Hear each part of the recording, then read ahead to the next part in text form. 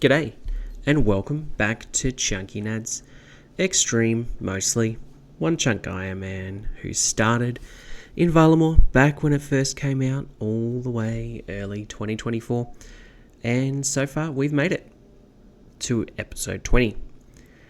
Now, those that freshly have seen episode 19 will know we finished off that episode in the Colosseum, lamenting garbage gear, but feeling pretty comfortable, at least up to about, wave 4 or 5.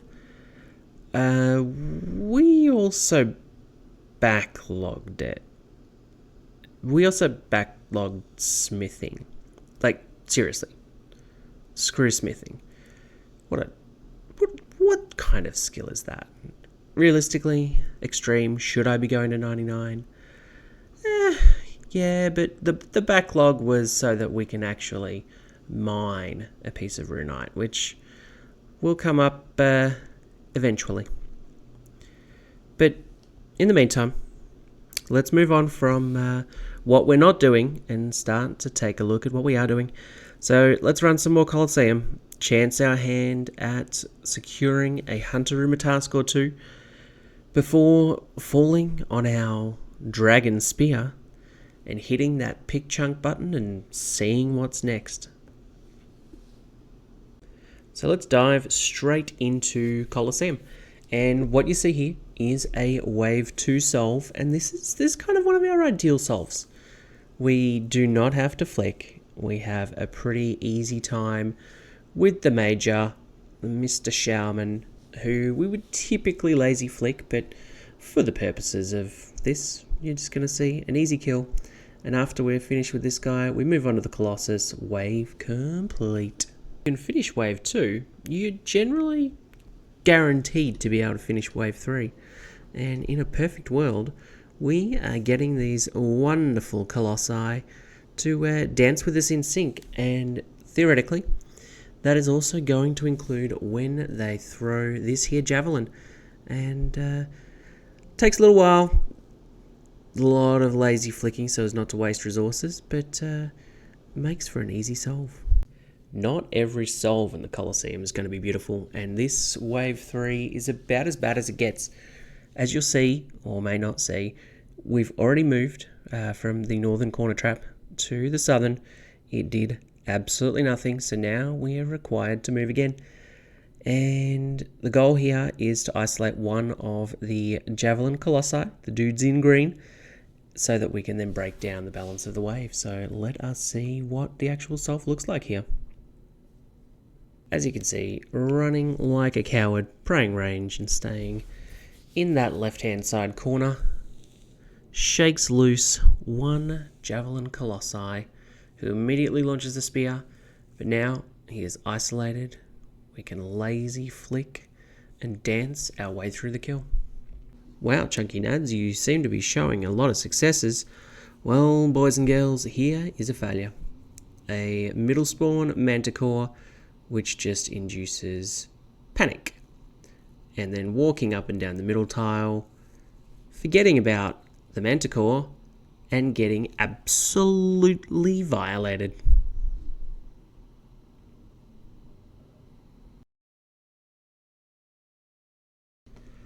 So from what I understand with Hunter Rumors, and we already have one from Gil, we can basically get rumors from any of these guys, and that works as a block list if we can't do it, and we can try and get it from somebody else. It's a block list if there's some duplication. So from Mr. Gil, we have a Sapphire Glacialis. That is available elsewhere. If we have a look at the map, go uppy-ups. I think that's... No, it's here. Mons Gratia. Sapphire Glacialis. So it's a few chunk rolls away. But we know it's doable. So of the 4 others, Teco is going to give us the best chance at a completable task. He can assign 10, but only really 7 because we haven't completed Eagle's Peak or have access to Herbie. So there's a 2 in 7 chance there. Of the others, Ornus is a 1 in 8 chance of a completable. Service is 2 in 10. And Akko is 3 of 9. So that's the order we're going to try and get something from these guys. Ornis, Service, Acco, and hopefully we've got essentially 4 cracks at getting a completable rumour. So let us start with Ornis.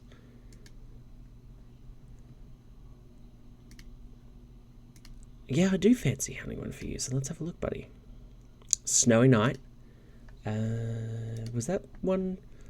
Is his doable at some stage too? Okay, his is doable one day too. That's cool. Unfortunately, it's not doable now, so Service is next. Ornis, Service. It'd be better if these names weren't the same, but that's fine. We fancy... Let's give you a shot. A Horned Grark, that is definitely not one we can get. Which means that Acco is next. So far we are striking out. Wolf we cannot access. Acco, and then there's our guy, Techo. He's our saving grace. He's our hope among hopes. Although, with a Horned Grark, I was hoping that a Horned Grark was something somebody else could give, but it's not. It's okay. Okay, yes, we're hunting this for Service, but I'd like to hunt one for you, Mr. Acco. An Orange Salamander, thank you for nothing. Is that duplicative? Is that going to help us in any way, shape, or form? No. Alright, Techo, before we are completely out of luck, please give us something we can do. No. Well, we're cooked now. We're out of Hunter's rumours until Maplink. Yeah, Maplink. Until we can get here for Mons Gratia. We'll do the Snowy with Night, Sapphire Glacialis as a bit of a reset, but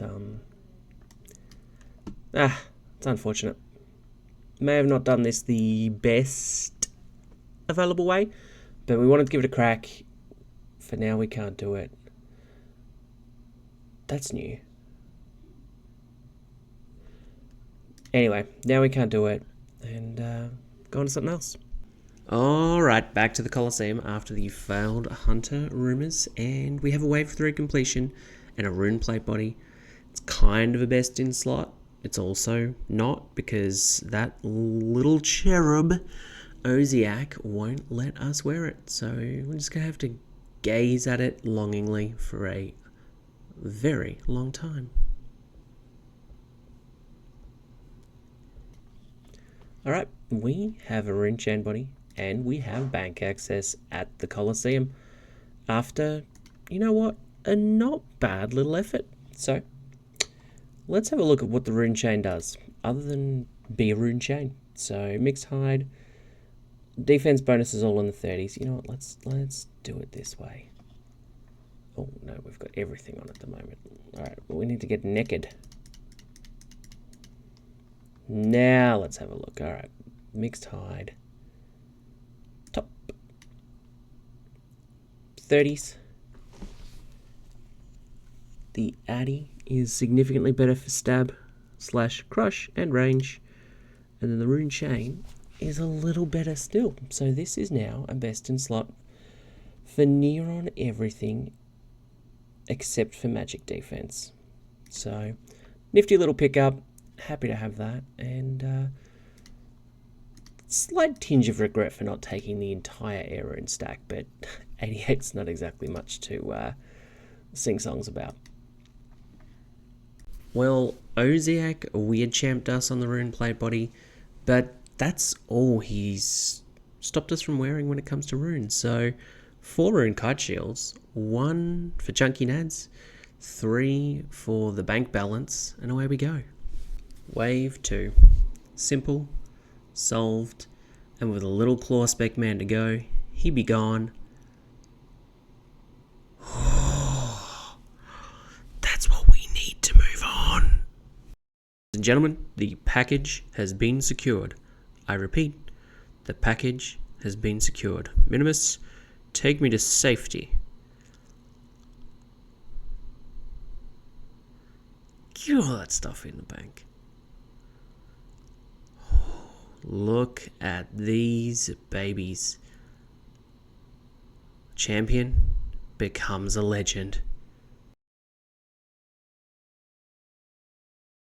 With the Dragon Plate leg secured, we of course ran another Colosseum because we wanted one where we didn't bitch out. Not that we didn't have reason to. And so a Wave 5 attempt has been solved. And what better thing to do than a nice yellow click and get absolutely molested. Big thank you to the Colosseum for taking advantage of my stupidity or my laggy Xfinity Wi-Fi and kicking my ass where required and when not. We did, however, manage a Wave 5 PB out of our Colosseum runs fully on video. It's about 10 or 11 minutes long. I will drop that as a separate upload for those that are interested. It's a lot of flicking and as a watchable content, but it's a completion, so yay nads. Right now though, let's roll for some chunks and we can pray to the RNG gods whilst wearing our Dragon Plate legs, rune shaped body and rune kite shield for some chunk rolling luck. And with that, to the chunk picker! As we alluded to in episode 19, the Fortis Colosseum is realistically going to be a backlogged task. Backlogged in terms of completion and in terms of the unique drops. Drops such as Dragon Plate legs and the rune kite shield, as you've seen, we've achieved those. We've accomplished those tasks, and we've also knocked out the skilling tasks. So, when we yield an onyx from our efforts, we're able to craft that immediately. Sunfire armor, we're able to wear that immediately. So we've ticked off the skilling tasks, but realistically, the balance is going to be a backlog, which means we're set up quite nicely for a chunk roll. And we'll run through what is available to us. But before we do that, you'll see a few logos. We've changed logos a little bit. Just looking outside the chunks themselves. Kiwikotl. It's actually a death chunk I'd like. I think it'd be good fun. Quetzalcoatl Gorge. That's a star because we actually get access to a spinning wheel and can finally make bowstrings. Mons Gratia would give us the ability to complete 2 of the Hunter Rumors that we've got. So that's pretty cool. That's pretty exciting. And the third one here, this is the single error in spawn. There's a magic tree here, which is kind of cool, and there's no task associated to that anymore, but that single error in spawn will trigger an 87 magic task. That's diabolical. So we definitely don't want that. We're happy with anything else outside of the existing chunks, and let's have a look at what we've got from a rollable chunk, since there's only 9 here. Makes me a little sad completing that backlog, but as you'll see, with the uniques and a completion backlogged from the Colosseum, we've hit the 9 for 9 active chunk tasks. So let's have a look at what is rollable in numerical order, right to left, as we like to do. Number 1 is free, nothing to see. Number 2 is free, nothing to see. There might be some sailing content in here, not too sure. Number 3, Fortis Cothan. As evidenced by the quest icon, this is part of the Twilight's Promise quest. So we needs chunks 3 and 5 for that, but that's 3. So also gives access to the balance of some of the sailing drops here. And this is, it's a pretty nice port. It's pretty substantial. Number 4 is free, but gives us access to yet another church prayer regeneration hotspot.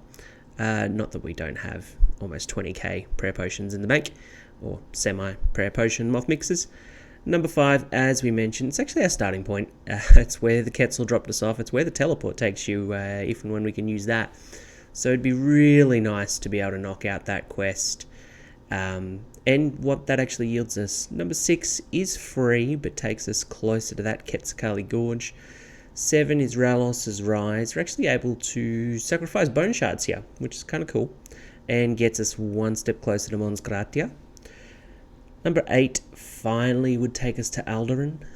We do have a house portal here amongst a couple of other things, so that's kind of cool. And then number 9 is Moss Giants. Takes us dangerously close to the single air rune spawn death chunk. Yucky, yucky, yucky. And we don't want to roll that.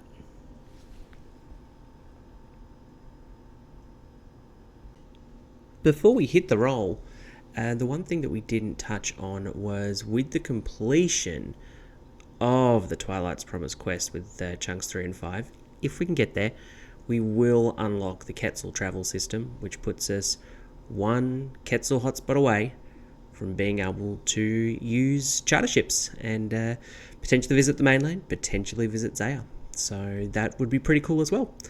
But we've gone through the chunks, we know what's in front of us. Let us go on to the all-important picker and see where we're off to.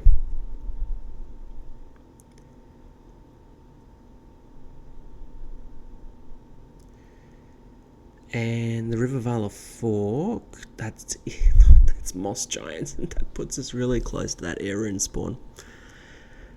Okay. Well, let's have a look at the chunk tasks that are available here. Obtain a magic staff, that is sadly a best in slot, and obtain a mossy key. Let's go and check it out. Here we are at the River of Vala. So as we always do, double click to unlock that baby. Let us have a look around, but we're also going to wind down this episode. So as we explore some earth runes and mind runes in a plentiful supply, we have some non-aggressive moss giants for which a 1 in 64 mossy key. I wish a 1 in 64 magic staff is required, which will help us autocast, otherwise it's kind of crap. And a 1 in 150 mossy key, noting the long bone and curve bone drops are thankfully not needed. So hopefully this is a relatively quick one, because it's also worth noting that sailing drop today, it's probably going to bring with it its own set of grinds and additional tasks, but they're going to be a little while before we know what they are, and I'm not going to hold up chunk rolls for that in the meantime. So while there's going to be some newness, there's going to probably be a grind or two. We're going to keep forging ahead. We'll pick that up in the next episode though. As always, a big thank you for tuning in to this here episode 20. We'll catch you in 21 with some more chunk rolling fun.